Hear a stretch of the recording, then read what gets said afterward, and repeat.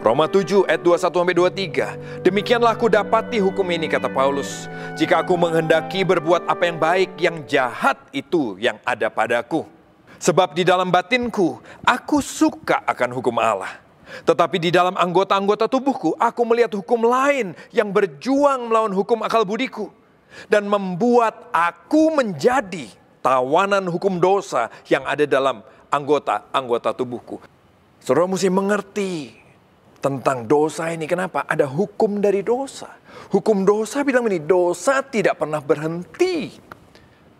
Itu yang saudara harus mengerti. Dosa nggak pernah berhenti. Sejak Adam dan Hawa jatuh dalam dosa, dosa tidak pernah berhenti. Karena itulah hukum dari dosa. Dosa selalu mengikat. Itu hukum dosa. Dia selalu mengikat. Dia tidak pernah berhenti pada satu perbuatan saja. Dia akan mengikat kita terus. Nggak akan, nggak apa-apalah gue coba sekali. Nah.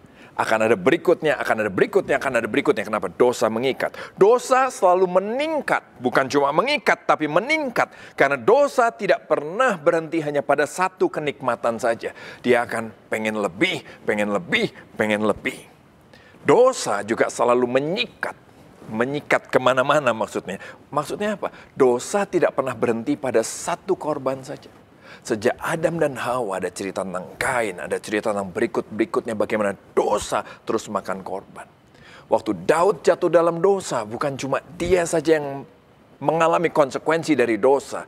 Tapi Batsheba, jenderal-jenderalnya, Uria, semua mengalami dampak. Bayi yang dikandung mengalami dampak dari dosa. Dosa selalu menghantam kemana-mana. Dia tidak pernah berhenti pada satu korban saja. Paulus lewat kitab Roma tadi, Paulus mau menyadarkan kita bahwa begini, semua orang itu sedang bergumul dengan dosanya. Semua orang, saya juga. Semua orang sedang bergumul dengan dosanya. Dan Paulus mau menyadarkan juga bahwa begini, semua orang pasti tahu dosanya. Betul nggak saudara? Kalau saudara sedang kepahitan sama orang lain, saya jamin sebetulnya saudara tahu saudara kepahitan. Cuma masalahnya saudara mau mengakui apa tidak. Cuma seringkali kita nggak mau mengakuinya dan kita mulai menutupinya dengan gini, biasa aja lah, biasa dosa itu ya manusiawi lah, manusiawi kita manusia masih berdosa. Tapi sebetulnya kita tahu dosa kita apa. Paulus mau menyadarkan kalau ada yang mengatakan bahwa dia sudah tidak berdosa lagi, maka orang itu bohong. Paulus sebagai rasul dia bilang, saya masih punya kecenderungan dosa. Bagaimana dengan saudara dan saya? Paulus mau bilang bahwa kalau ada orang bilang, saya tidak berdosa lagi, orang itu sedang berbohong. Paulus mau menyadarkan bahwa begini loh saudara, semakin dewasa kerohanian kita, semakin kita akan mengenali kelicikan hati kita.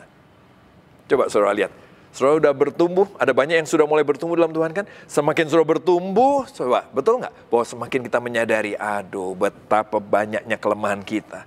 Paulus mau menyadarkan bahwa gini, semakin kita hidup kudus, semakin kita akan menyadari betapa kita tidak kudus. Betul nggak saudara? Semakin saudara bisa semakin terbuka dengan firman Tuhan, menikmati hadirat Tuhan, justru yang terjadi semakin kita menyadari betapa penuh kekurangannya diri kita.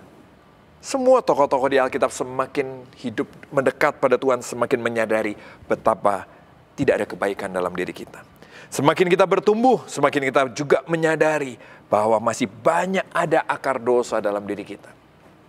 Semakin kita bertumbuh, semakin kita menyadari ini, saya masih suka khawatir, saya masih suka cinta uang, saya masih suka pikir kotor. Semakin bertumbuh, semakin jelas akar-akar dosa yang masih ada dalam diri kita.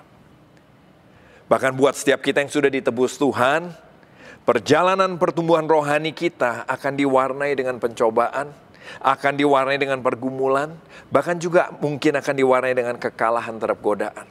Itu semua yang menjadi bagian dalam pertumbuhan kita, betul nggak?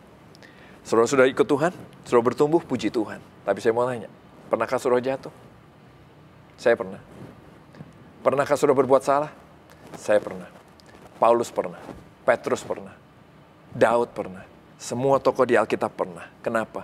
Itu menjadi bagian dari perjalanan pertumbuhan rohani kita di hadapan Tuhan. Berarti dosa nggak apa-apa dong. Jangan bilang begitu. Kalau sudah mengerti sebetulnya kita celaka, tapi kita mengerti bagaimana Allah melayakkan kita, maka Natal akan menjadi lebih dari sebuah cerita buat saudara dan saya. Berita bahwa Allah yang Maha Kudus mau turun ke dunia buat saudara dan saya yang penuh dengan dosa.